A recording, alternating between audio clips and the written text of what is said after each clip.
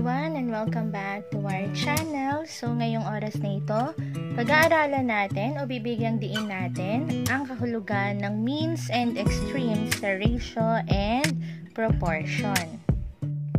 Ginagamit po natin ang means and extremes para malaman kung ang ating set of ratios ay proportion sa isa't isa o hindi. Meron po tayo ditong halimbawa. Ang ratio na 2:14 at 3:21. Para malaman kung sila po ba ay proportion sa isa't isa o hindi, kailangan nating i-multiply ang means at i-multiply ang extremes. So, ano po ba ang means at extremes? Ang means po ay ang 2 digits natin, okay, or 2 numbers natin sa loob ng ating set of ratios. So, eto yon. Yung dalawang numbers na nakadikit sa ating equal sign. So, ito ang ating means. At ang ating extremes naman, pag sinabing extremes, dulo. Okay, so ito yon, yung dalawang dulo sa labas ng ating set of ratios.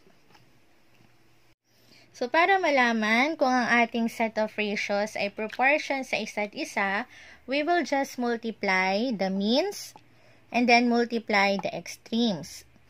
So, ano ba yung means natin dito? 14 times 3 is equal to 42. Then, let us multiply our extremes. 2, ito yun, 2 times 21 is also equal to 42. Kapag pareho, ang product ng ating means at extremes, ibig sabihin, these two set or these two ratios are proportion. So, ginagamit natin ang means and extremes kapag tayo ay merong given na ratios in column form. So, paano naman kung ang ating ratio ay naka-fraction form? So, yung 2:14, kapag sinulat natin yan sa fraction form, 2/14 is equal to 3:21 kapag ginawang fraction form. So, 3/21. Paano naman natin malalaman kung sila ay proportion? So, we will just cross multiply.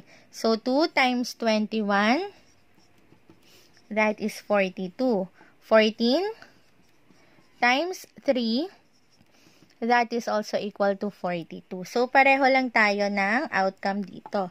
So, ibig sabihin, they are proportion.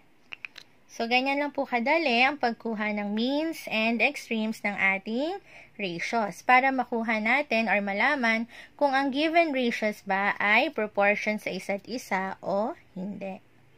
So, marami pong salamat. Nawa, meron na naman tayong natutunan para sa ating aralin ngayong oras na ito. So, kung bago ka pa lang sa ating channel, huwag po nating kalimutan na i-hit ang subscribe button para maging updated po tayo sa ating mga upcoming videos. Thank you very much!